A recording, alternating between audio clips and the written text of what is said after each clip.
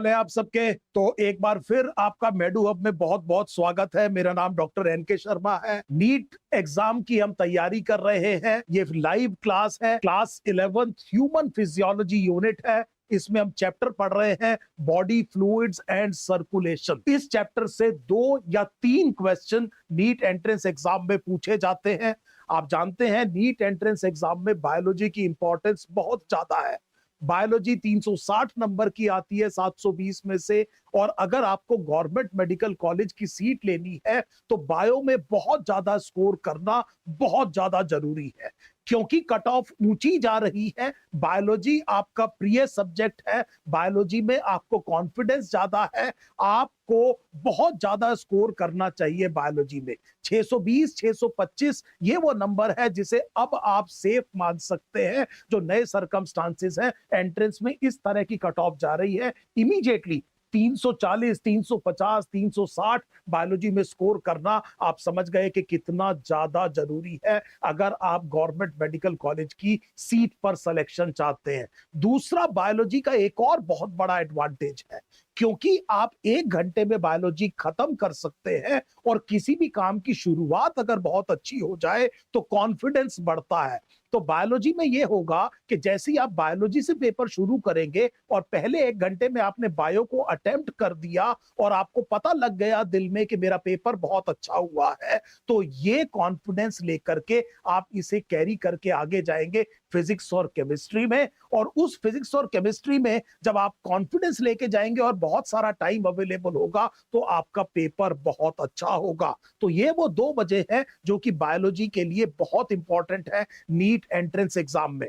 तो आज जो हम बात कर रहे हैं बॉडी फ्लूइड्स एंड सर्कुलेशन, बहुत कुछ मैं करा चुका हूं आपको। आज की क्लास में हम एक ईसीजी के बारे में बात करेंगे और दूसरा हाइपरटेंशन के बारे में बात करेंगे। सो इलेक्ट्रोकार्डियोग्राम और उसको जो टेक्निक है उसे इलेक्ट्रोकार्डियोग्राफी कहते हैं। हाई ब्लड प्रेशर जिसे हाइपरटेंशन कहते हैं। ये 2 चीजें हम प्राइमरीली आज के वीडियो में डिस्कस करेंगे, और अगर पॉसिबल हो सका तो हम बाद में आपसे एक और चीज जिसे डिसऑर्डर्स है उसको भी डिस्कस करेंगे। तो ये ईसीजी है, हम सबने इस ईसीजी को कभी ना कभी देखा है।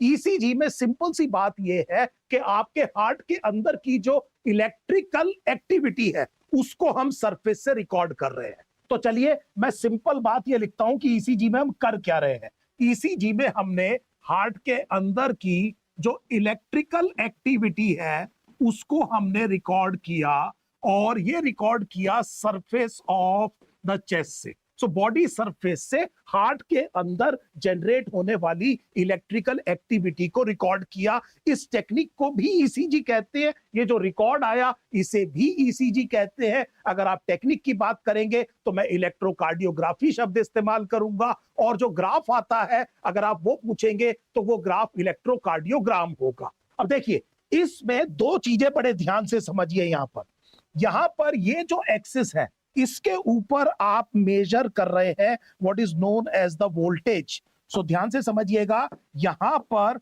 हम ये देखिए ये वोल्टेज है, यहां पर इलेक्ट्रिकल इवेंट कितने मिली वोल्ट का है, ये वोल्टेज मिली वोल्ट्स में नापी जाती है, और इस एक्सिस में आप कर रहे हैं टाइम। तो ये जो ग्राफ है इस किस किस 2 पैरामीटर के बीच में है, ध्यान से देखिए। एक तरफ वोल्टेज है और एक तरफ टाइम है। पहली बात, ये बात क्लियर हो गई। सारे इवेंट्स कार्डियक साइकिल के आप इस ईसीजी में देखेंगे। इस ईसीजी में कुछ लीड्स लगाई जाती हैं, कुछ लीड्स लगाई जाती हैं चेस्ट के ऊपर, और कुछ लीड्स लगाई जाती हैं लिम्ब्स में। लिम्ब्स आपके पास 4 है, आप टेट्रापोड है, 2 अपर लिम्ब और 2 लोअर लिम्ब। 6 लीड्स लगाई जाती हैं चेस्ट के ऊपर। तो चेस्ट के ऊपर मैंने क्या कहा, 6 लीड्स, दोनों अपर लिम्ब में, रिस्ट के ऊपर एक लीड, राइट एंकल पर एक लीड। ये लीड्स लिम्ब लीड्स कही जाती हैं। सो आपने इस पर लगाया, लेट अस से हमने कहा कि एक तो आपने चेस्ट लीड्स लगाई और दूसरा आपने लिम्ब लीड्स लगाया, और इसकी मदद से हमने ये कहा कि आप हार्ट के अंदर कार्डियक साइकिल के दौरान होने वाले सारे इलेक्ट्रिकल इवेंट का रिकॉर्ड कर रहे हैं, ग्राफ बना रहे हैं। बहुत सिंपल तरीके से मैंने आपको समझाया कि ईसीजी में करते क्या है। ये 6 है और ये 3 लिम्ब लीड्स है। ये नंबर ऑफ लीड्स आपने लगा दी। वापस आइए ईसीजी में, इसको आज बड़े आराम से धीरे धीरे समझते जाइएगा। ECG runs on an iso electric line. ये जो मैं सीधी लाइन बना रहा हूं, ईसीजी इस पर रन करता है। इस लाइन को आइसो इलेक्ट्रिक लाइन कहा जाएगा। ईसीजी की जब आप ट्रेसिंग करेंगे तो आइसो इलेक्ट्रिक लाइन के ऊपर अगर कोई डिफ्लेक्शन है तो उसे पॉजिटिव डिफ्लेक्शन या पॉजिटिव वेव कहा जाएगा, और अगर इस लाइन के नीचे कोई डिफ्लेक्शन है तो उसे नेगेटिव वेव या नेगेटिव डिफ्लेक्शन कहा जाएगा। दोबारा समझ लीजिए, ECG is running on an iso electric line.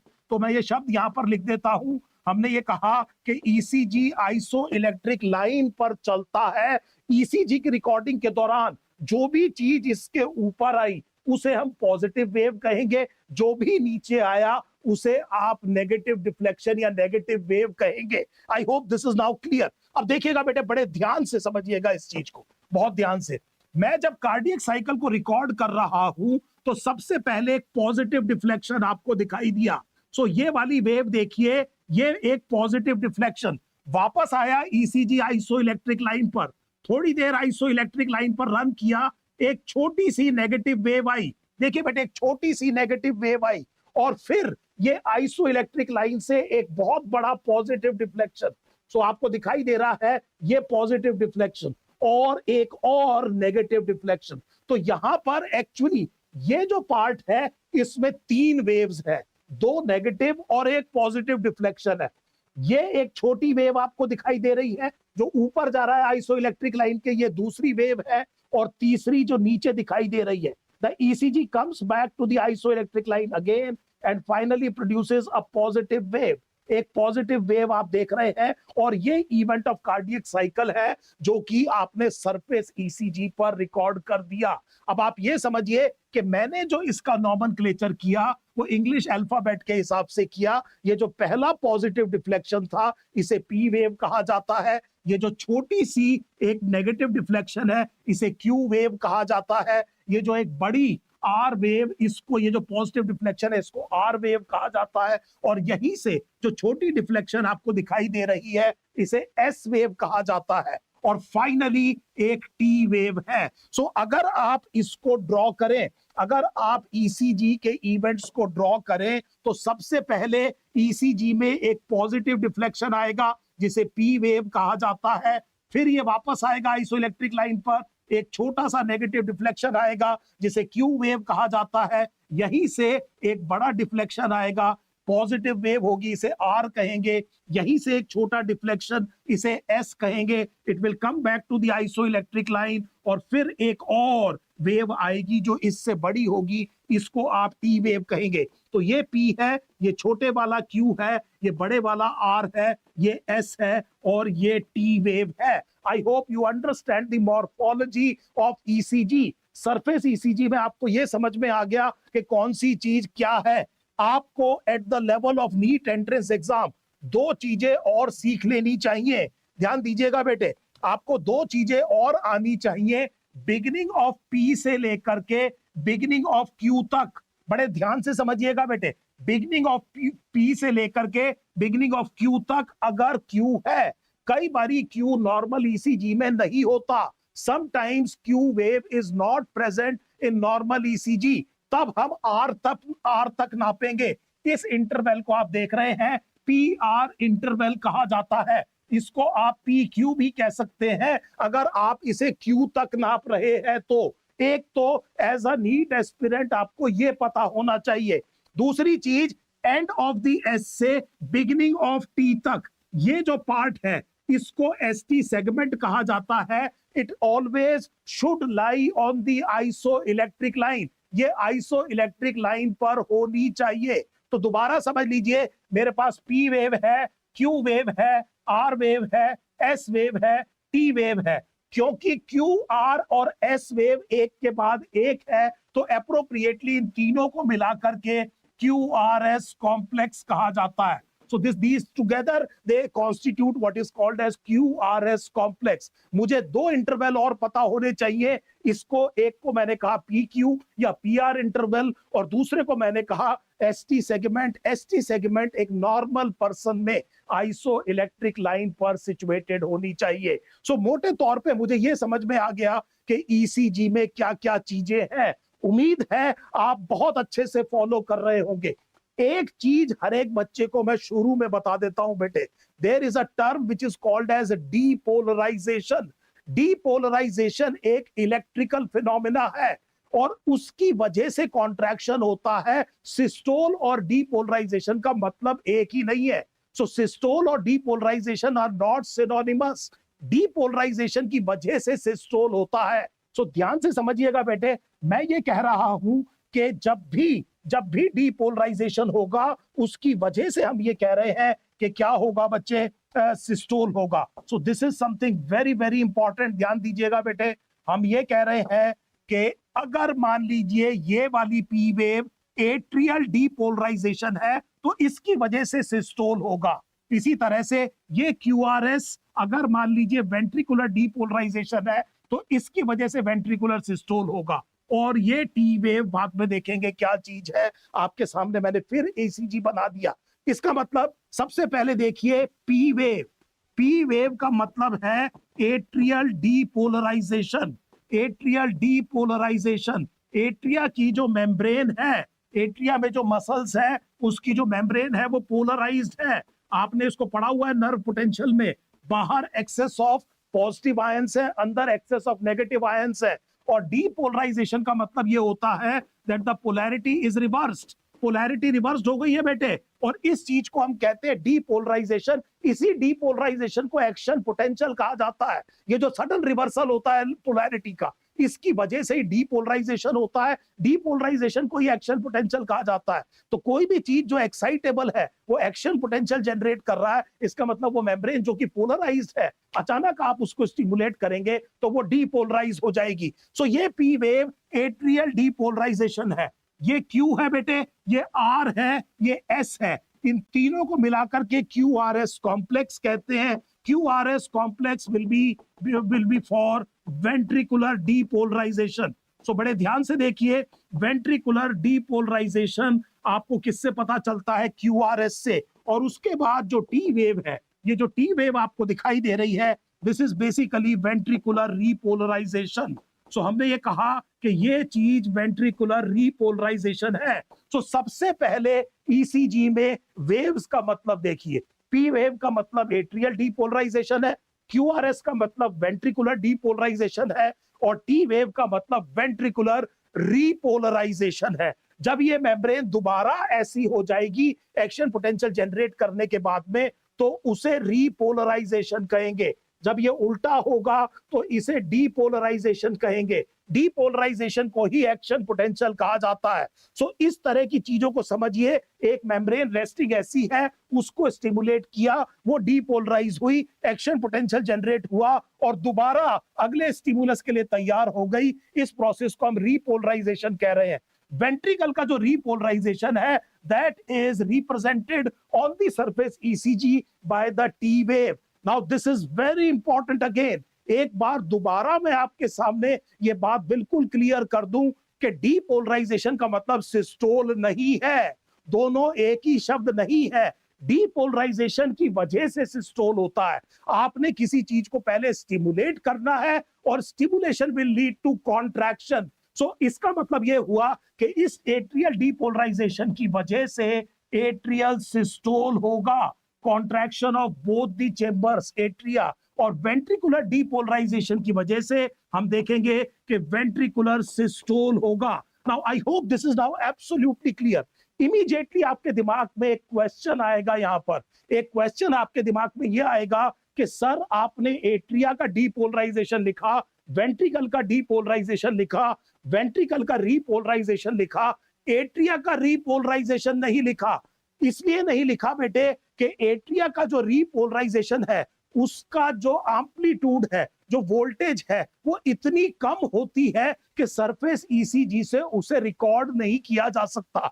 Atrial repolarisation होगा जरूर, लेकिन मैंने जो अपनी इलेक्ट्रोड्स है वो चेस्ट के सरफेस पे लगा रखी है, वहां से इतना ज्यादा वोल्टेज डेवलप नहीं होता एट्रियल रीपोलराइजेशन में कि सरफेस से उसको रिकॉर्ड किया जा सके। So which of the following events is not depicted on the surface ECG? बना बनाया क्वेश्चन आपके सामने आ गया, answer would be atrial repolarization. इसीलिए जब आप अपनी एनसीईआरटी पढ़ेंगे तो एनसीईआरटी में आप ध्यान से क्या देखेंगे कि ये बेटे क्यू वेव, ये जो क्यू वेव है it is basically ventricular depolarisation, और आपकी एनसीईआरटी क्लियरली कह रही है कि इस क्यू वेव के थोड़ी देर बाद वेंट्रिकुलर सिस्टोल शुरू होता है। So ventricular systole begins immediately after Q wave, पहले डीपोलराइजेशन और फिर सिस्टोल, दोनों में अंतर समझ में आ गया। ये लाइन है आपकी एनसीईआरटी की, पहले डीपोलराइजेशन और इस डीपोलराइजेशन की वजह से सिस्टोल, और ये systole end of the T wave तक आकर के खत्म हो जाएगा। सो ये जो पार्ट है इसको आप क्या कह रहे हैं, this is the period of systole. और जैसा मैंने आपसे कहा था कि अगर किसी चेंबर का नाम नहीं लिया हुआ है तो इसका मतलब क्वेश्चन लेफ्ट वेंट्रिकल पर है। I hope these things are now absolutely clear, absolutely clear. ये बात आपको बहुत अच्छी तरह से समझ में आ गई आपकी एनसीईआरटी की एक लाइन कि ये जो क्यूआरएस कॉम्प्लेक्स के बाद में क्यू वेव के एकदम बाद क्यों कह रही है एनसीईआरटी कि वेंट्रिकुलर सिस्टोल शुरू होगा, शुरू से क्यों नहीं कह रही है। आपको ये पता लग गया कि ये इलेक्ट्रिकल फिनोमिना है, इसकी वजह से कॉन्ट्रैक्शन होता है। उम्मीद है एग्जाम में अब आप ये गलती नहीं करेंगे और सिस्टोल यहाँ पर खत्म हो रहा है, उसके बाद में पूरा डायस्टोल होगा, फिर दोबारा से ये कार्डियक साइकिल शुरू होती चली जाएगी। सो उम्मीद है इतनी बात आपको क्लियर हो गई। एक बार दोबारा देखते हैं बेटे, इधर देखिए एक चीज और, ये पी वेव है, जल्दी जल्दी बनाते हैं क्यू, और ये क्या है बच्चे आर, ये क्या है एस, और फिर मैंने ये कहा ये क्या है टी वेव है, और हमने ये कहा कि आपको पी आर या पी क्यू इंटरवल के बारे में पता होना चाहिए। ये यहां से यहां तक का डिस्टेंस, इसको आपने पी क्यू या पी आर इंटरवल लिया। अब ध्यान से समझिएगा बेटे कुछ चीजों को बिल्कुल ध्यान से समझिए। ये इंपल्स शुरू हो रही है एसए नोड से, एट्रियल डीपोलराइजेशन याद कीजिए एसए नोड। सो एट्रियल डीपोलराइजेशन कब होता है, जब एसए नोड इंपल्स जनरेट करके एट्रियल इंपल्स को स्टिमुलेट करना शुरू करता है। उसके बाद में इंपल्स पहुंचती है एवी नोड तक, और एवी नोड से फिर बंडल ऑफ हेस याद कीजिए, उसकी वजह से वेंट्रिकल में जाती है और फिर वेंट्रिकल डीपोलराइज होता है। So the time taken by the impulse from its beginning at the SA node till it reaches P R interval से हमें वो टाइम पता लगता है जो एसए नोड से शुरू होकर के इंपल्स वेंट्रिकल तक पहुंचने में ले रही है। दोबारा समझ लीजिए, जो कि शुरू होकर के एसए नोड से और वेंट्रिकल तक पहुंचने के लिए ले रही है। सो हमने कहा and when the impulse begins at SA node and till it reaches the ventricles, ये जो पॉइंट है, ये जो डिस्टेंस है, ये जो टाइम इंटरवल है, इसे आप पीआर इंटरवल कहते हैं। अगर ये बढ़ जाए तो बड़े ध्यान से समझिएगा बेटे, this is something very very important to understand. अगर आपको ऐसा लगता है किसी के ईसीजी में कि ये पीआर इंटरवल काफी ज्यादा लग रहा है, इसका मतलब यहां से यहां इंपल्स पहुंचने में टाइम ज्यादा लगा रहा है, तो आप इस कंडीशन को हार्ट ब्लॉक कहेंगे। सो ध्यान से समझिए बेटे, मैंने आपको पीछे एनसीईआरटी में दिए हुए बहुत सारे जो डिसऑर्डर्स हैं उसमें पहला डिसऑर्डर बता दिया कि हार्ट ब्लॉक किसे कहा जाता है। हार्ट ब्लॉक का मतलब ये है कि कंडक्शन जो डिले हो रही है वो वहां से शुरू होकर अपनी जगह से, जहां से शुरू होती है एसए नोड से, वेंट्रिकल तक पहुंचने में नॉर्मल से ज्यादा टाइम ले रहा है। इस चीज को आपने क्या कहा, हार्ट ब्लॉक। अगर ये सीवियर हो जाए तो आपको पेस मेकर लगाना पड़ सकता है। So this is the question that you must understand. Pacemaker एक बैटरी होती है, ये लिथियम की बनी है, और चेस्ट वॉल में इसको लगाया जाता है और वहां से इलेक्ट्रोड को हार्ट तक पहुंचाया जाता है। सो पेस मेकर एक बैटरी है, ये बैटरी लिथियम की बनी हुई है। इस पेस मेकर को इंसर्ट किया जाता है चेस्ट वॉल में और वहां से इलेक्ट्रोड्स को ले जाकर के हार्ट को पेस किया जाता है। हार्ट ब्लॉक में कंडक्शन रुक रही है, देर से पहुंच रही है वेंट्रिकल तक, इस कंडीशन को आप हार्ट ब्लॉक कहते हैं। उम्मीद है ये पॉइंट आपको बिल्कुल क्लियर हो गया होगा। एक और चीज समझिए बेटे, यहां पर एक और चीज समझिए। मैंने आपसे ये कहा कि ये जो एसटी सेगमेंट है, it must be on the isoelectric line. ये जो आपको एसटी सेगमेंट दिखाई दे रही है, ये इसी आइसोइलेक्ट्रिक लाइन पर होनी चाहिए। अब एक कंडीशन समझिए कि हार्ट जो है वो खुद मसल का बना हुआ है। हार्ट मसल का बना हुआ है, ध्यान से समझिएगा बेटे, हार्ट खुद मसल का बना हुआ है। हार्ट सारी दुनिया को ब्लड सप्लाई कर रहा है, हार्ट की मसल को भी ब्लड चाहिए और हार्ट की मसल को जो ब्लड है वो कोरोनरी आर्टरी और उसकी ब्रांचेस सप्लाई करती हैं। तो हार्ट की मसल को oxygenated blood coronary artery is a branch of iota. Iota की एक ब्रांच होती है, इसे आप कोरोनरी आर्टरी कहते हैं। ये बेटे ब्लड सप्लाई करती है किसको? हार्ट की मसल्स को ब्लड सप्लाई करती है। अब अगर हम ये कह रहे हैं कि कोरोनरी आर्टरी की ब्रांच में, किसी भी एक ब्रांच में मान लीजिए कोई इस तरह के डिपोजिशन हो जाए और ल्यूमन छोटा हो जाए, ध्यान दीजिए बेटे, इस कंडीशन को हम कहते हैं एथेरोस्क्लेरोसिस। और इस एथेरोस्क्लेरोसिस की एक वजह हो सकती है कि यहाँ पर लिपिड का डिपोजिशन हो रहा है। कुछ इस तरह की कंडीशन हो जाए। मेरे पास एक शायद स्लाइड है, लेट मी सी, मैं आपको एक स्लाइड दिखाता हूं कि व्हाट एग्जैक्टली इज एथेरोस्क्लेरोसिस। देखिए बड़े ध्यान से, आप अगर इस वाली स्क्रीन पे देख पा रहे हैं तो आप ये जो येलो कलर का फैट डिपोजिशन देख रहे हैं बेटे, तो फैटी डिपोजिशन हो रहा है और आर्टरी की वॉल अगर आप देखें तो वो कंप्रेस हो रही है। एंड ट्राई टू सी कि यहाँ पर जो ल्यूमन है उसकी नैरोइंग होनी शुरू हो गई है। सो ये जो चीज है अगर आपको दिखाई दे रही है, इस कंडीशन को आप एथेरोस्क्लेरोसिस कहते हैं। एज रिलेटेड चेंज है, कुछ मेटाबॉलिक कंडीशंस में फास्टर हो सकती है, जैसे डायबिटीज मेलाइटस। सो डायबिटीज के पेशेंट्स में एथेरोस्क्लेरोसिस जल्दी हो सकता है। सो इस एथेरोस्क्लेरोसिस में आर्टरी की वॉल पर ये फैट डिपोजिशन होना शुरू हुआ है, इसकी वजह से आप देख रहे हैं कि ये नैरोइंग हो गया है ल्यूमन का। उम्मीद है ये डायग्राम आपको समझ में आया, इस पर हम दोबारा जाएंगे। तो मैंने ये कहा कि जब ये नैरोइंग होना शुरू हो गया तो जिस भी मसल को ये सप्लाई करता था उसमें अब ब्लड की सप्लाई कम हो जाएगी। तो ये बात तो बड़ी आसान है समझना कि इस जगह पर जो ब्लड सप्लाई है वो कम हो जाएगी। और खास तौर पे ऐसे टाइम पर जब कोई जना एक्सरसाइज कर रहा है। सो नॉर्मली शुरू में क्या होगा कि when the person is resting और कुछ माइल्ड थोड़ा बहुत चल रहा है, कोई समस्या नहीं आएगी। लेकिन जब इस जने ने एक्सर्शन शुरू किया तब समस्या आएगी। दिमाग लगाइए, यहां पर नैरोइंग ऑफ ल्यूमन हो चुका है। जरूरत ज्यादा है बेटे ब्लड की, और ब्लड में भी क्या चीज की जरूरत है? ऑक्सीजन। इस ब्लड से एक्चुअली क्या पहुंच रही है? ऑक्सीजन। और किसी जने ने चलना शुरू किया तो उसकी ऑक्सीजन की रिक्वायरमेंट ज्यादा हो गई। लेकिन इस पर्टिकुलर नैरोइंग ऑफ ल्यूमन की वजह से अब उसे उतनी ऑक्सीजन नहीं मिल रही है। इस मसल में एनएरोबिक रेस्पिरेशन शुरू हो जाएगा, यहां पर लैक्टिक एसिड इकट्ठा हो जाएगा। तो बहुत सारे काम होते हैं, लेकिन एक चीज क्या इकट्ठी हो जाएगी बेटे? लैक्टिक एसिड इकट्ठी हो जाएगी और उसकी वजह से पेन होगा। इस पेन को एंजाइना पेन कहते हैं, एंजाइना पेक्टोरिस, जो आपकी एनसीईआरटी कोरोनरी आर्टरी डिजीज में बता रही है। ये जो बीमारी है, इस बीमारी को आप कहेंगे कोरोनरी आर्टरी डिजीज। एनसीईआरटी खोलिए, लास्ट में देखिए जो डिसऑर्डर्स में कोरोनरी आर्टरी डिजीज किसे कह रहे हैं। कोरोनरी आर्टरी डिजीज में कोरोनरी आर्टरी या उसकी किसी ब्रांच के अंदर हमने ये कहा कि क्या हो रहा है? नैरोइंग ऑफ ल्यूमन हो रहा है, जिसकी वजह से मसल की ब्लड सप्लाई कम हो रही है और वहां पर ऑक्सीजन की सप्लाई कम हो रही है। और कोई भी जना अगर चल रहा है और चलने से उसको चेस्ट पेन होता है, which is relieved by rest, this is a very strong history of heart disease. इसको कभी भी नजरअंदाज नहीं करना चाहिए।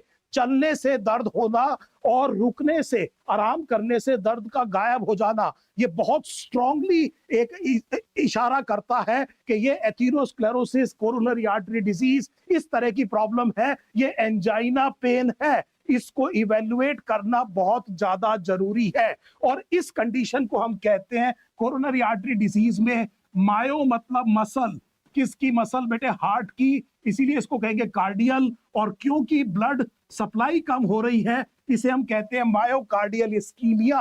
और जो पेन हो रहा है उस पेन को हम कहते हैं एंजाइना पेक्टोरिस।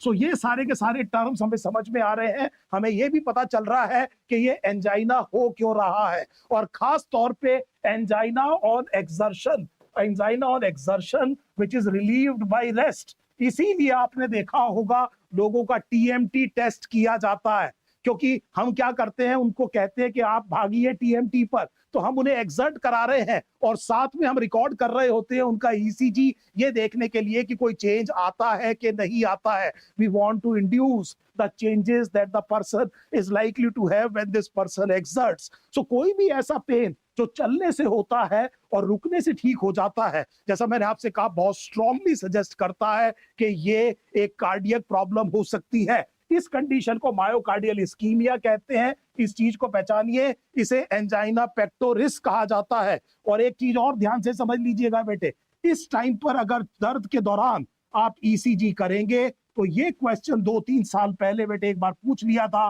तो बड़े ध्यान से देखिए, आपको इस तरह की चीज दिखाई देगी। सो इस तरह का ईसीजी दिखाई देगा। इसका मतलब इस ईसीजी में आपको सबसे पहले ये दिखाई दे रहा है कि एसटी सेगमेंट नीचे आ गई है। ये देखिए एसटी सेगमेंट नॉर्मल ईसीजी में यहाँ है। अपनी एनसीईआरटी को ध्यान से पढ़िए, क्योंकि सभी लोगों में, सभी नॉर्मल लोगों में ईसीजी एक जैसा होता है। सो ईसीजी की शेप नॉर्मल हमें पता है कैसी होती है। और अगर हम किसी का ईसीजी रिकॉर्ड करें और उसकी शेप उस नॉर्मल शेप से अलग हो, तो हमें पता चल जाएगा इसमें कोई पैथोलॉजी है। देखिए अपनी एनसीईआरटी की लाइन में बहुत इंपॉर्टेंट चीज है बेटे, ये बिल्कुल क्लियरली समझ लीजिए। आपसे एग्जामिनर ये पूछ सकता है कि ईसीजी इतना अच्छा टेस्ट क्यों माना जाता है, आप ये कहेंगे जी सारे नॉर्मल लोगों में एक जैसा आता है। इसीलिए अगर हमने किसी का ईसीजी रिकॉर्ड किया और उसमें नॉर्मल शेप से हटके कोई चीज दिखाई दी, तो हमें पता चल जाएगा कि कुछ ना कुछ गड़बड़ है। जैसे ऐसा एसटी सेगमेंट आना चाहिए था, ये एसटी सेगमेंट यहां ना आकर के नीचे आया है, इसे एसटी डिप्रेशन कहा जाता है। और फ्लैट हो गई है बेटे टी वेव। ये क्वेश्चन पूछा हुआ है नीट में अभी 3-4 साल पहले। टी वेव क्या हो गई है बेटे? फ्लैट। इस कंडीशन को हम मायोकार्डियल इस्कीमिया कहते हैं। सो इस चीज को हमने क्या कहा बेटे? Myocardial ischaemia. तीसरी बार याद दिला रहा हूं, ये जो पेन होता है इसे एंजाइना पेक्टोरिस कहा जाता है। ये हो सकता है, देखिए बेटे, एक जना आपसे आके कहे जी डॉक्टर साहब मैं 1 किलोमीटर चलता हूं, मेरी छाती में पेन हो जाता है। आप कहें जा यार मेरे को नहीं पता इसका क्या मतलब है। फिर वो कुछ दिनों बाद आए कि आधा किलोमीटर पे हो रहा है, फिर आए जी 200 मीटर पे हो रहा है। इमीडिएटली आपको समझ में आ गया कि ये जो नैरोइंग है ये बढ़ती जा रही है। This is the progressive disease. ये एक प्रोग्रेसिव डिजीज है। ये जो नैरोइंग है ये कम होती जा रही है, इसीलिए और जल्दी जल्दी पेन होता जा रहा है। एक दिन हो सकता है आपके पास तब आए जब रेस्ट पर बहुत सीवियर पेन हो, बहुत सीवियर चेस्ट पेन, रेस्ट पर बिना किसी एक्टिविटी के और किसी भी तरह रिलीव नहीं हो रहा है। तब हम कहेंगे कि शायद ये ब्लॉकेज कंप्लीट हो गई है और इसकी वजह से मसल का डैमेज हो गया है। बड़े ध्यान से समझिए, मैंने ये कहा कि अगर ब्लॉकेज कंप्लीट हो जाए और इसकी वजह से मसल क्या हो जाए? डैमेज। पहले कंडीशन में डैमेज नहीं हुआ था, तब इस कंडीशन को मायोकार्डियल, मायो मतलब फिर मसल, कार्डियक मतलब हार्ट की मसल, और इसको बेटे इंफार्क्शन कहते हैं। और मायोकार्डियल इंफार्क्शन को कॉमन भाषा में हार्ट अटैक कहा जाता है। अब आप heart attack, angina pectoris, heart block और पिछली क्लास में मैंने आपको पढ़ाया था हार्ट फेलियर, इनमें क्या अंतर कर सकते हैं? क्या अब आपको अच्छे से समझ में आ गया कि हार्ट अटैक में मसल डैमेज होती है? तो जब तक मसल डैमेज नहीं हुई है तब तक आप उसे हार्ट अटैक नहीं कहेंगे। हार्ट अटैक में जब आप ईसीजी करेंगे तो चांसेस ये हैं कि ईसीजी कुछ इस तरह का आएगा। अब की बार अगर आप ध्यान से देखें तो एसटी सेगमेंट एलिवेटेड है, ST सेगमेंट एलिवेटेड है और T वेव अगर आप देखें तो जनरली आप देखेंगे इन्वर्ट हो गई है। सो इस तरह का ECG देखने के चांसेस है। अब आपको ये पता चला कि ये केवल इस्कीमिया नहीं है, ये इन्फार्क्शन है। उम्मीद है आप मायोकार्डियल इस्कीमिया और मायोकार्डियल इन्फार्क्शन में अंतर समझ गए होंगे। अब देखिए बेटे, एक और चीज समझिए, हम क्या करते हैं इसमें इसमें हम करते क्या है, बड़े ध्यान से देखिए। ये एथेरोस्क्लेरोसिस है, इसमें हम एक टेक्निक करते हैं, उसे हम कहते हैं एंजियोग्राफी। सो ये जो शब्द है आपकी एनसीईआरटी में, बड़े ध्यान से देखिए। हार्ट की एक फोटोग्राफ खींची, हार्ट का एक फोटोग्राफ खींचा और हार्ट के अंदर आपने एक डाई इंसर्ट कर दी और वो डाई इसके ब्लड वेसल्स में घुस गई। इस तरह से आपने दूसरी फोटो खींची और दूसरी में से जब पहली फोटो को माइनस किया कंप्यूटर ने, तो आपके सामने केवल केवल आर्टरी आ रही है और एक जगह आपको ऐसा दिखाई दे रहा है कि इस तरह से ये ब्लड जा रहा है, बीच में नैरोइंग हुई है और उसके बाद में आपको ऐसा दिखाई दे रहा है कि फिर ये खुल गया। तो इमीडिएटली आपको पता चल गया कि ये वो जगह है जहां पर ब्लॉकेज है। इस वाली कंडीशन को आप एंजियोग्राफी कहते हैं। So this is what is called as angiography. Angiography में एक डाई इंसर्ट करते हैं, एक फोटोग्राफ लेते हैं हार्ट की, दूसरी फोटोग्राफ लेते हैं हार्ट में डाई डाल करके, दूसरी फोटोग्राफ से पहली को माइनस कर देता है कंप्यूटर, आपको केवल आर्टरी दिखाई देगी और जब आप डाई पुश करेंगे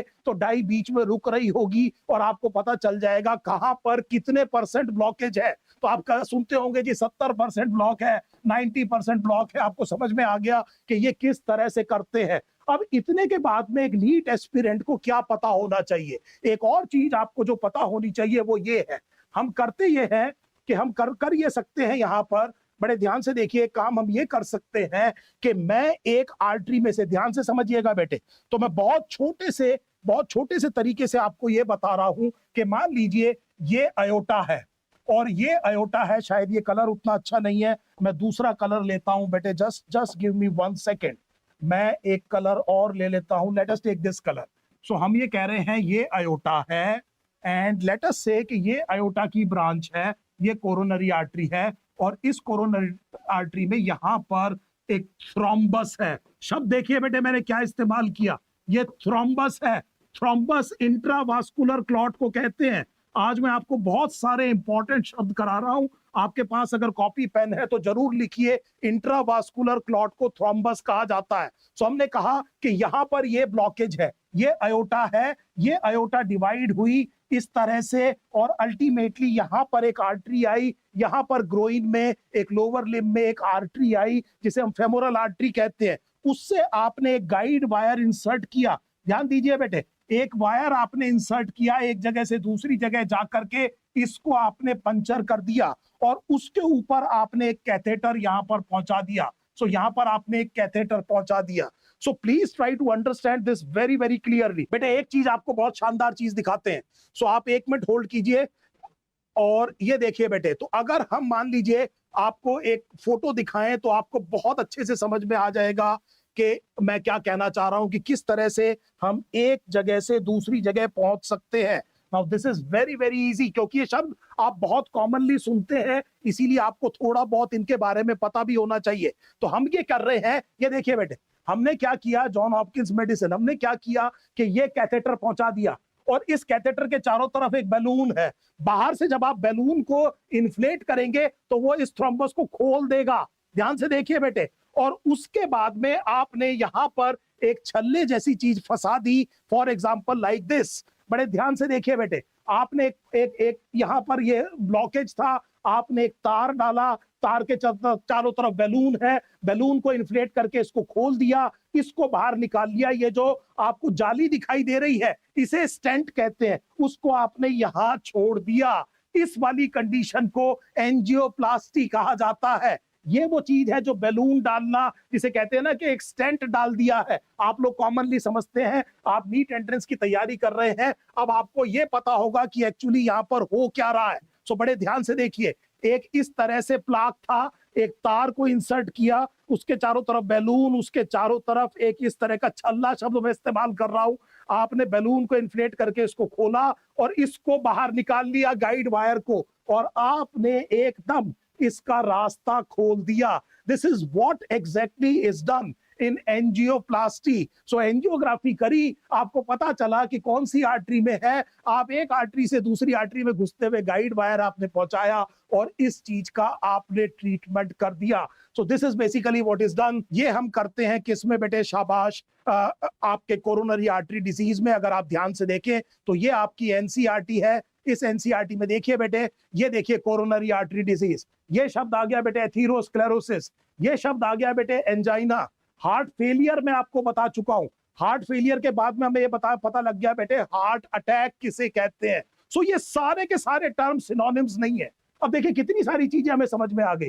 कोरोनरी आर्टरी डिजीज किसे कहते हैं, एथेरोस्क्लेरोसिस किसे कहते हैं, एंजाइना पेक्टोरिस किसे कहते हैं, कोरोनरी एंजियोग्राफी किसे कहते हैं, एंजियोप्लास्टी किसे कहते हैं, ईसीजी का क्या काम है, हार्ट फेलियर किसे कहा जाता है, हार्ट अटैक किसे कहा जाता है, हार्ट ब्लॉक किसे कहा जाता है, कहां पर पेसमेकर डालना है, कहां एंजियोग्राफी करनी है। ये सारी चीजें अब हम कंफर्टेबल है, हम एज अ मेडिकल एस्पिरेंट जानते हैं कि इनका मतलब क्या है। कम से कम we will not be looking with a blank face. Now we essentially know what is going to happen. So ये फायदा है बेटे इन सब चीजों को पढ़ने का। आप में से बहुत से लोग बाद में कार्डियोलॉजी में ही जाना चाहेंगे, तो आप जानते हैं कि this would be very very fascinating for you as well. अब देखिए ध्यान से, अब मैं एक चीज और कह रहा हूं। मान लीजिए कि हार्ट चलता हुआ सडनली स्टॉप हो जाए। So heart suddenly stops. अच्छा भला हार्ट चल रहा था, अचानक रुक गया। Now this condition is called as cardiac arrest. एक और टर्म आपके सामने आ गई। अब ये हार्ट ब्लॉक नहीं है, हार्ट फेलियर नहीं है, हार्ट अटैक नहीं है, ये कार्डियक अरेस्ट है। कार्डियक अरेस्ट की कई वजह हो सकती है, जिसमें हार्ट अटैक खुद एक वजह हो सकती है, लेकिन जब चलता हुआ हार्ट अचानक रुक जाए तब आप इस कंडीशन को कार्डियक अरेस्ट कहते हैं। सो मुझे ये समझ में आ गया कि ये कार्डियक अरेस्ट का मतलब क्या है। सो इसका मतलब ये हुआ कि heart suddenly stops. So heart जो है वो सडनली क्या हो गया बच्चे? रुक गया। इस चीज को आप क्या कह रहे हैं? कार्डियक अरेस्ट कह रहे हैं। इसके पीछे रिदम एबनॉर्मेलिटी हो सकती है, खतरनाक रिदम होती है, उसे वेंट्रिकुलर फिब्रिलेशन कहते हैं। आपके लिए जरूरी नहीं है, लेकिन बहुत सी एबनॉर्मेलिटीज की वजह से कार्डियक अरेस्ट होता है। हमारे लिए मुद्दे की बात यह है कि कार्डियक अरेस्ट का मतलब ये है कि हार्ट चलता हुआ रुक गया। सो हो सकता है आपको मैं जो चीज बताऊं आप उससे अभी रिलेट ना कर पाए, अपने पेरेंट्स से बात कीजिएगा।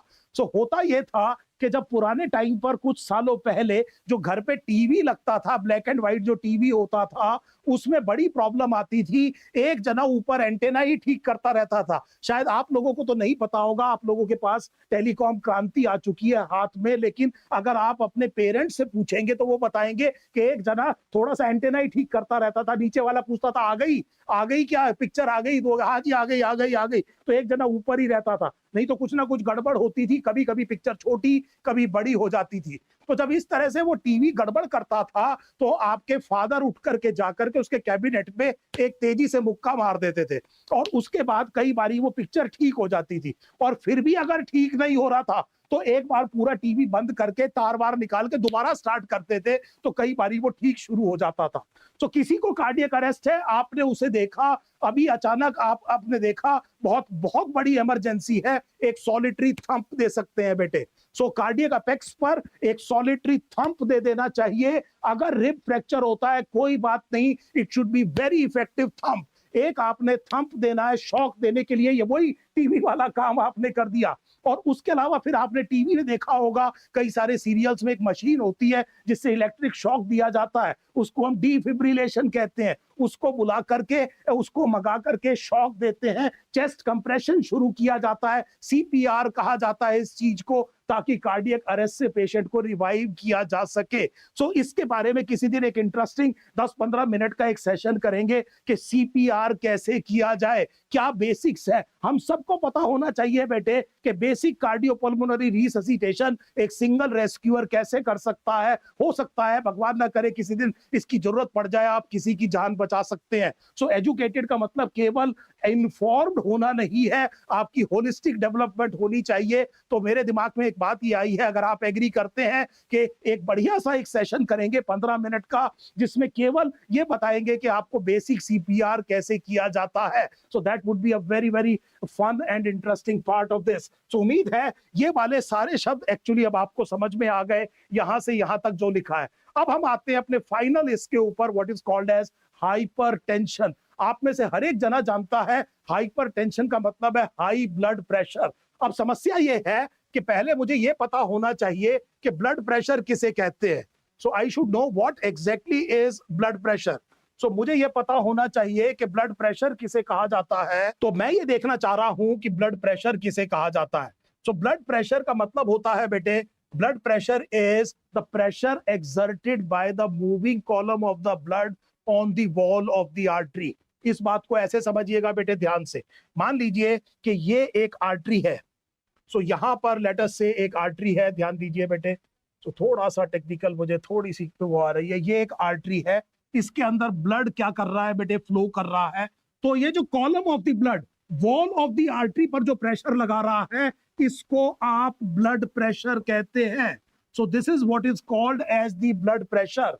इसको ब्लड प्रेशर कहा जाता है। So pressure exerted by the moving column of the blood on the wall of the artery is called as the blood pressure. I hope this is now absolutely clear. हमें यह समझ में आ गया कि blood pressure किसे कहा जाता है। और जिस टाइम पर ब्लड पंप किया जाता है तो उस टाइम पर यह ब्लड प्रेशर ज्यादा होगा, उसको आप सिस्टोलिक कहेंगे। This would be the maximum value. और जब ये कम होगा तब आप उसको डायस्टोलिक कहेंगे। सो दो तरह का प्रेशर हो सकता है, एक सिस्टोलिक और एक डायस्टोलिक। तो हम ये कह रहे हैं कि जो moving column of the blood, so हमने ये कहा कि ये आर्टरी है, इसके अंदर जो ब्लड बह रहा है, ये वॉल पर कितना प्रेशर लगा रहा है उसे ब्लड प्रेशर कहते हैं। और जिस टाइम पर लेफ्ट वेंट्रिकल ब्लड को पंप करता है, तो अगर सब कुछ ठीक है तो आप यहां पर उसे पल्स से कोरिलेट कर सकते हैं। तो एग्जामिनर अगर आपसे पूछे कि जिस टाइम पर आप पल्स देख रहे हैं तो एक्चुअली नॉर्मल फिजियोलॉजिकल कंडीशंस में आप क्या देख रहे हैं, तो आप वेंट्रिकुलर सिस्टोल, लेफ्ट वेंट्रिकल ने ये ब्लड पंप किया है अयोटा के अंदर। और normally heart rate should be equal to the pulse rate. Normally heart rate pulse rate के बराबर होना चाहिए। यहां पर फील करके आपको ये भी पता चल जाएगा कि इसकी स्ट्रेंथ कितनी है। बहुत सारी चीजें एक अनुभवी डॉक्टर को केवल पल्स से पता लग सकती है। सो आपको समझ में आ गया पल्स में आप क्या कर रहे हैं। अब हमने कहा ये जो ब्लड प्रेशर है, इसकी सबसे ज्यादा वैल्यू सिस्टोल के दौरान होगी, तो उसे सिस्टोलिक कहेंगे। और जो दूसरा नापा जाता है, जो ब्लड में करीब करीब हमेशा रहेगा, थोड़ी देर के लिए सिस्टोलिक होगा, इसे आप डायस्टोलिक कहेंगे। एक शब्द है बेटे आइडियल। आइडियल ब्लड प्रेशर, जब आप ये कहते हैं 120/80 mmHg, तो इसका मतलब ये है कि एक आइडियल ब्लड प्रेशर की बात हो रही है। 50 जनों का आप ब्लड प्रेशर चेक करेंगे, अगर आप इसको केवल नॉर्मल बोल देंगे, मान लीजिए आपने कहा जी नॉर्मल ब्लड प्रेशर इज 120/80, क्या आप ये कहना चाह रहे हैं कि बाकी सब अब नॉर्मल है? तो अगर किसी का 118/70 है तो क्या उसे अस्पताल में भर्ती कर दें? ऐसा नहीं है। There will always be a range. So मैं ये कह रहा हूं कि there would be a range, a normal range. Normal range बेटे यहां पर 100 से 140। सो बड़े ध्यान से देखिए, the systolic blood pressure, highest जो प्रेशर है वो कितना होना चाहिए? नॉर्मल बेटे 140। और जो डायस्टोलिक है वो 60 से 90, ये रेंज होती है। कभी भी एक सिंगल वैल्यू बेटे नॉर्मल नहीं मानी जाएगी। There will always be a range. और हमने ये कहा कि systolic would be a maximum of 140 and diastolic would be a maximum of 90। ये हाईएस्ट अपर नॉर्मल रेंज है। इसका मतलब ये हुआ कि अगर किसी का ब्लड प्रेशर 170/80 है तो वो भी हाइपरटेंशन है। ध्यान से देखिए बेटे, इसमें डायस्टोलिक नॉर्मल है, केवल कौन सा बड़ा है सिस्टोलिक, फर्क नहीं पड़ता, दोनों में से कोई सा भी बड़ा हो। हमने इसको क्या कहा बेटे? हाइपरटेंशन। इसी तरह से 120/100 ये भी हाइपरटेंशन है। अब की बार केवल डायस्टोलिक बड़ा है, सिस्टोलिक नहीं बड़ा। और ऑब्वियसली बेटे 160/110 तो डेफिनेटली क्या है? हाइपरटेंशन है। तो इससे फर्क नहीं पड़ता कि कौन सा बड़ा है, सिस्टोलिक की डायस्टोलिक, दोनों बड़े हैं कि नहीं बड़े हैं। कोई एक भी बड़ा हो सकता है या दोनों बड़े हो सकते हैं। इसको हम क्या कहते हैं बेटे? Hypertension. Please understand the relationship between hypertension and atherosclerosis. Atherosclerosis और हाइपरटेंशन में सब फर्क समझिए और उसका रिलेशन समझिए। इस आर्टरी की वॉल पर किसी चीज का डिपोजिशन, अभी हमने देखा था, और उसकी वजह से इसकी इलास्टिसिटी कम होना। ध्यान से समझ लीजिएगा बेटे, आर्टरी की वॉल पर किसी चीज का डिपोजिशन होना और उसकी वजह से इस आर्टरी का इलास्टिसिटी कम होना, इस चीज को ध्यान देना बेटे। इस चीज को आर्टीरियोस्क्लेरोसिस कहते हैं। शब्द देख लीजिए ध्यान से, ये शब्द मैंने लिखा है आर्टीरियोस्क्लेरोसिस। किसी भी चीज का आर्टरी की वॉल पर इकट्ठा होना, उसकी वजह से इसकी इलास्टिसिटी कम होना, इसे आप आर्टीरियोस्क्लेरोसिस कहते हैं। और अगर इसकी वजह लिपिड का डिपोजिशन है, तब उस आर्टीरियोस्क्लेरोसिस को एथीरोस्क्लेरोसिस कहते हैं। So atherosclerosis is a type of arteriosclerosis. बहुत बच्चे कंफ्यूज होते हैं, मुझे उम्मीद है आप बहुत अच्छे से समझ गए कि आर्टीरियोस्क्लेरोसिस एक जनरल टर्म है। आर्टरी की वॉल को हमने ये कहा है कि उसकी इलास्टिसिटी कम हो गई है। स्पेसिफिकली कोलेस्ट्रॉल एटसेट्रा, इन सब का डिपोजिशन हुआ है, लिपिड डिपोजिशन हुआ है, फैट्स डिपॉजिट हुए हैं, तब इस कंडीशन को एथीरोस्क्लेरोसिस कहा जाता है। अभी मैंने आपको इसकी फिगर दिखाई थी, ये एथीरोस्क्लेरोसिस एज रिलेटेड चेंज है। सो जैसे जैसे आदमी की उम्र बढ़ेगी ये होना ही होना है। लेकिन कुछ मेटाबॉलिक कंडीशंस ऐसी हैं जैसे डायबिटीज मेलाइटस, उसमें जल्दी हो जाती है। आर्टरी की वॉल में मैं आपको पढ़ा चुका हूं, मसल काफी ज्यादा होती है। सो आर्टरी अपने आप को रिलैक्स करके या कॉन्ट्रैक्ट करके, दिमाग लगाइएगा, आर्टरी के ल्यूमन को कॉन्ट्रैक्ट और रिलैक्स किया जा सकता है, और इससे आर्टरी अपने अंदर का प्रेशर रेगुलेट कर सकती है। मान लीजिए प्रेशर बढ़ जाए तो आर्टरी की इलास्टिसिटी है बेटे, उसका ल्यूमन थोड़ा सा अगर बढ़ जाए तो प्रेशर निगेट हो जाएगा, प्रेशर घट जाए तो आर्टरी थोड़ा सा कॉन्स्ट्रिक्ट करके प्रेशर को बढ़ा सकती है। Vasodilation and vasoconstriction, it can lead to बेटे regulation of the blood pressure. लेकिन अगर इलास्टिसिटी खत्म हो गई है तब हाइपरटेंशन होगा। अब बेटे वो करेक्शन नहीं किया जा सकता। और अगर ये हाइपरटेंशन, मैंने आपसे कहा अपर लिमिट से ज्यादा है, 140 और 90 इसकी अपर लिमिट से ज्यादा है, तो प्रॉब्लम क्रिएट करेगा। प्रॉब्लम क्या क्रिएट करेगा, चलिए वो देखते हैं क्या प्रॉब्लम हो सकती है। सो ये हार्ट में लेफ्ट वेंट्रिकल है, इससे अयोटा निकली, और ये अयोटा से लेटस से ये रीनल आर्टरी निकली, और ये रीनल आर्टरी घुसी बेटे किसमें, किडनी में, और यहां जाकर के डिवाइड हुई कैपिलरीज में, और उसके बाद में कैपिलरीज ने जुड़ करके रीनल वेन बनाया। सो ये जो किडनी है इसमें आर्टरी आकर के खत्म हो गई। इस जगह पर देख रहे हैं आर्टरी आई और आर्टरी किडनी के अंदर घुसी, और यहाँ आर्टरी खत्म और वेन बन के बाहर निकला। इसको हम कहेंगे एंड ऑर्गन। सो किडनी क्या है बेटे, एंड ऑर्गन है। इसी तरह से मान लीजिए यहाँ से सेरिब्रल आर्टरी, ये किस में गई बेटे, ब्रेन में, ब्रेन भी क्या हो गया बेटे, एंड ऑर्गन हो गया। अब पल्मोनरी आर्टरी, तो लंग्स भी क्या हो गए बेटे, एंड ऑर्गन। एक्चुअली हार्ट खुद क्या हो गया बेटे, एंड ऑर्गन हो गया, कोरोनरी आर्टरी की ब्रांचेस। और प्रॉब्लम ये है कि अगर ब्लड प्रेशर बढ़ जाए तो ये जो सॉफ्ट ऑर्गन्स है, ये जो सॉफ्ट ऑर्गन्स है, जो मैंने अभी आपको बताया, ये जो सारे सॉफ्ट ऑर्गन्स हैं ये डैमेज होना शुरू हो जाएंगे। सो this is the basic thing that is given in your NCERT की हाइपरटेंशन से प्रॉब्लम क्या है।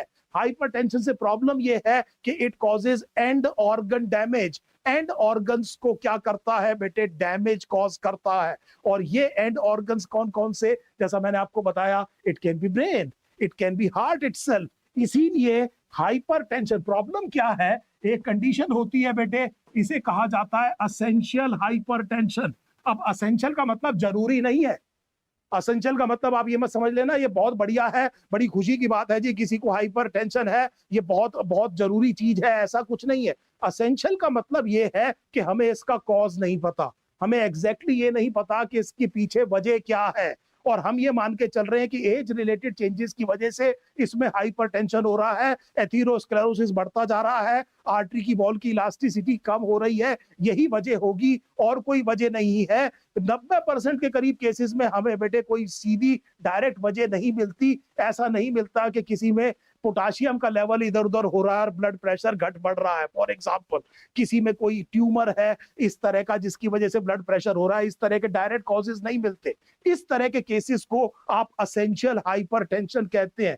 एंड अनफॉर्चुनेटली एक बहुत बड़ी बात यह है कि बहुत से केसेस में जो हाइपरटेंशन होता है उसमें लोगों को पता ही नहीं होता कि उनका ब्लड प्रेशर बढ़ा हुआ है। तो कई बार इसे साइलेंट किलर कहा जाता है। द बेसिक प्रॉब्लम इज, अगर पेन हो रहा है, मान लीजिए कहीं आपके चोट लगी और आपको दर्द हो रहा है, तो अच्छी बात है क्योंकि आपका ध्यान जा रहा है उस चोट पर। और अगर आपका ध्यान जा रहा है तो आप कुछ ना कुछ करेंगे उसके लिए। बड़े ध्यान से मेरी बात सुनिए, ऐसा नहीं है कि पेन बुरी चीज है। हम ये कह रहे हैं पेन तो एक्चुअली अच्छी है। किसी के अपेंडिक्स में इन्फ्लेमेशन है, उसके पेट में दर्द हो रहा है, तभी वो डॉक्टर के पास जाएगा ताकि उसका ट्रीटमेंट किया जा सके। So this is a very important thing to understand. आपको प्रॉपर पर्सपेक्टिव में पढ़ना पड़ेगा। अगर किसी को पेन नहीं हो रहा तो दिक्कत है। आपने सुना होगा कई बारी जनरल बातचीत में लोग ये कहते हैं कि उसको डायबिटीज थी, हार्ट के अटैक का पेन ही नहीं हुआ। Yes, that is true.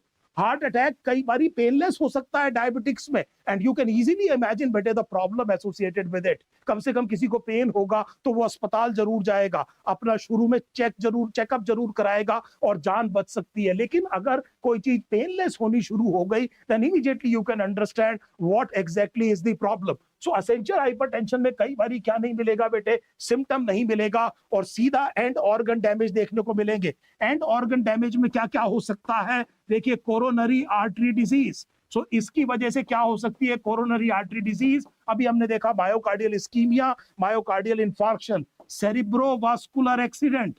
सो इसको सेरिब्रोवास्कुलर एक्सीडेंट में हम लिखेंगे सीवीए। सीवीए सेरिब्रोवास्कुलर एक्सीडेंट, इसको कॉमन भाषा में स्ट्रोक कहा जाता है। तो आपको पता है, लोग कहते हैं दिमाग में ब्लड प्रेशर बढ़ा, थोड़ी नस फट गई और उसकी वजह से पैरालिसिस वगैरह हो गया।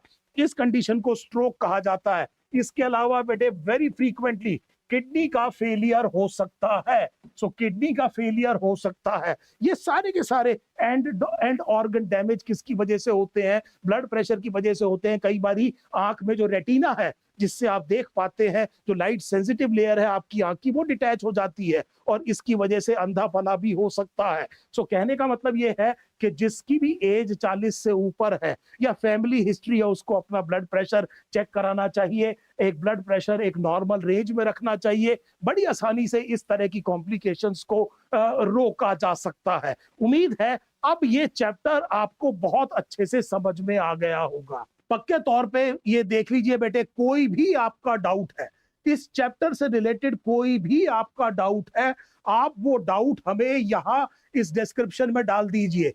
हम उसका वीडियो सॉल्यूशन अपने इंस्टाग्राम पर आपको दे देंगे। इंस्टाग्राम पर, फेसबुक पर video solution will be provided. मैं आपको ये एनकरेज कर रहा हूं कि आपके दिमाग में कोई भी छोटी बात आ रही है, काफी इंटरेस्टिंग टॉपिक आज आपसे डिस्कस हुआ है, आप वो डाउट किस पे डाल सकते हैं बेटे, इस वीडियो के डिस्क्रिप्शन में चैट में डाल सकते हैं। हम उसका वीडियो सॉल्यूशन अपलोड कर देंगे अपने इंस्टाग्राम और फेसबुक के चैनल के ऊपर। इससे डाउट क्लियर होना बहुत जरूरी है। सो जनरली कई बारी डाउट्स रह जाते हैं, और ये बात याद रखिएगा, जो भी चीज आपके दिमाग में आ रही है वो ट्रिवियल नहीं है। हमने एक बहुत इंपॉर्टेंट चैप्टर खत्म किया है बेटे, ह्यूमन फिजियोलॉजी का। यहां से 2 से 3 क्वेश्चन आएंगे। अगली बार जब हम मिलेंगे तो एक बहुत इंपॉर्टेंट चैप्टर आपके साथ शुरू करूंगा। बच्चे काफी परेशान रहते हैं इसको लेकर के। ये चैप्टर है excretory products and there elimination.